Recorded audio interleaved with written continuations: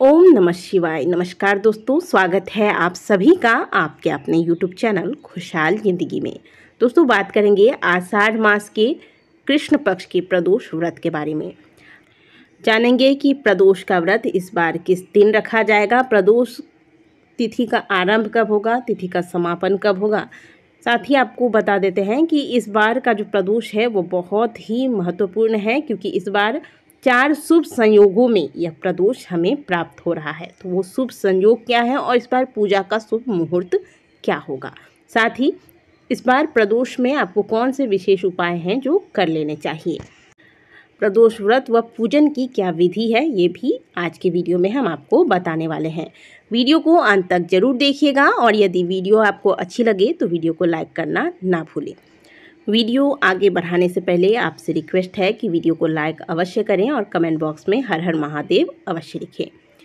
साल 2025 में आषाढ़ मास के कृष्ण पक्ष की त्रयोदशी तिथि का प्रारंभ 23 जून को दोपहर 1:21 पर होगा, जबकि इस तिथि का समापन उसी रात 10:09 पर होगा। त्रयोदशी तिथि को प्रदोष काल में प्रदोष व्रत की पूजा की जाती है। वैसे प्रत्येक व्रत में हम उदया तिथि का ध्यान रखते हैं, लेकिन जब भगवान शिव के पूजन की बात आती है तो प्रदोष काल और त्रयोदशी तिथि की विशेष महत्वता होती है। और त्रयोदशी तिथि के अंतर्गत जब हमें प्रदोष काल प्राप्त होता है, उसी दिन प्रदोष व्रत और पूजन व कोई भी उपाय जो आपको बताए जाते हैं प्रदोष में करने के लिए, वो करना श्रेष्ठ होता है और उसका फल प्राप्त होता है। तो क्योंकि इस बार 23 जून को शाम के समय त्रयोदशी तिथि और प्रदोष काल हमें प्राप्त हो रहा है, इसलिए इस बार 23 जून दिन सोमवार को प्रदोष का व्रत रखा जाएगा। तो सोमवार का दिन होने के वजह से आप समझ गए होंगे कि इस बार का प्रदोष कितना महत्वपूर्ण है, क्योंकि सभी प्रदोषों में श्रेष्ठ प्रदोष सोम प्रदोष को माना गया है। सभी प्रदोष अलग अलग मनोकामनाओं को पूर्ण करने वाला होता है, लेकिन सोम प्रदोष का व्रत ऐसा है जो सर्व प्रकार के मनोकामनाओं को पूर्ण करता है। ऐसे में भगवान शिव के भक्तों के लिए 23 जून दिन सोमवार बेहद खास है। इस दिन सर्वार्थ सिद्ध योग के साथ साथ 4 शुभ योग बन रहे हैं। इस दिन आप व्रत और शिव पूजा से अपनी मनोकामनाएं पूर्ण कर सकते हैं। सर्वार्थ सिद्धि योग में किए गए कार्य सफल सिद्ध होते हैं। इस दिन भगवान भोलेनाथ को बेलपत्र, भांग, गंगा जल, गाय का दूध, शहद, समी के पत्र, फल फूल, अक्षत, चंदन आदि चढ़ाएं। शिव चालीसा का पाठ करें। शिव मंदिर में दीपक लगाएं। शिव जी के मंत्रों का जाप करें। शिव कृपा से आपका कल्याण होगा। जैसे कि हमने आपको बताया कि इस बार का प्रदोष कई शुभ योगों में आया है। पहली बात तो यह सोम प्रदोष होगा। दूसरी बात, इसी दिन मासिक शिवरात्रि का भी व्रत रखा जाएगा। तो चलिए जानते हैं कि सोम प्रदोष के पूजा का शुभ मुहूर्त क्या होगा और जो लोग मासिक शिवरात्रि का व्रत रखते हैं उनके लिए पूजा का शुभ मुहूर्त क्या होगा। सोम प्रदोष का व्रत जो रखेंगे या फिर जो पूजा पाठ या उपाय करेंगे, उनके लिए शुभ मुहूर्त होगा 23 जून शाम 7:22 से लेकर रात 9:23 तक। वहीं बात करें मासिक शिवरात्रि के व्रत के पूजन की, तो इस बार मासिक शिवरात्रि भी 23 जून को ही रखा जाएगा, क्योंकि शिवरात्रि की पूजा तब की जाती है जब चतुर्दशी तिथि हो और निशिता काल हो।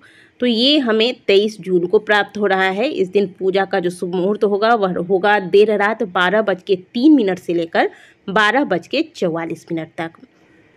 तो आप समझ गए होंगे कि इस बार का जो प्रदोष है आषाढ़ कृष्ण पक्ष का प्रदोष, वह कई मायनों में खास है।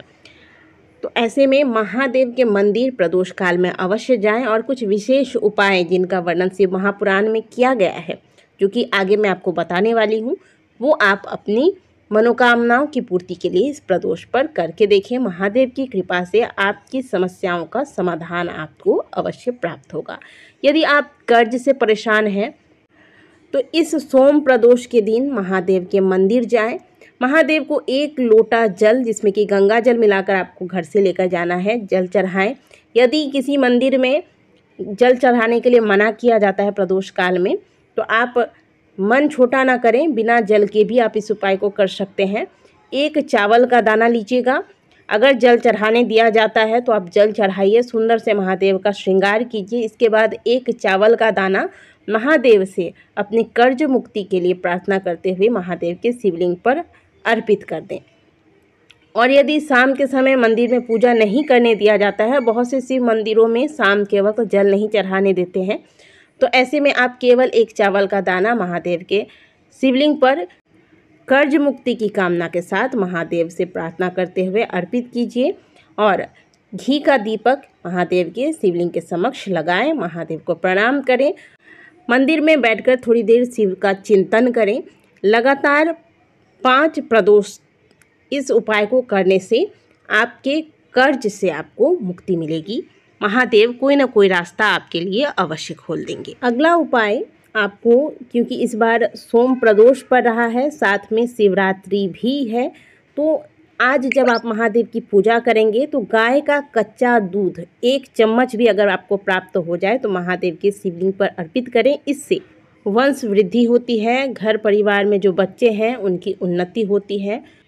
अगला उपाय, आज जब आप महादेव की पूजा करेंगे तो महादेव के शिवलिंग पर जब आप जल चढ़ाते हैं, वह जल जैसे नीचे, जहाँ से नीचे गिरता है उस स्थान पर, जल जहाँ से नीचे गिरता है उस स्थान पर एक दुर्वा अवधूतेश्वर महादेव का स्मरण करके अर्पित कर देने से शारीरिक सुख प्राप्त होता है और भविष्य में किसी भी बड़ी बीमारी का आपको सामना नहीं करना पड़ता है।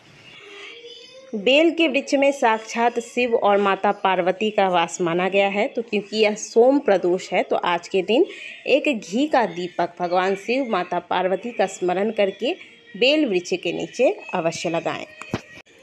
आज भले आप सुबह के समय मंदिर नहीं जा पाते, कोई बात नहीं, लेकिन आज के दिन आप प्रदोष काल में महादेव के मंदिर अवश्य जाएं, महादेव के शिवलिंग के दर्शन करें, महादेव का अभिषेक करें, मंदिर में दीपक लगाएं। और आवश्यकता नहीं है कि अगर आप व्रत करते हैं तो ही आपको प्रदोष की पूजा करनी है।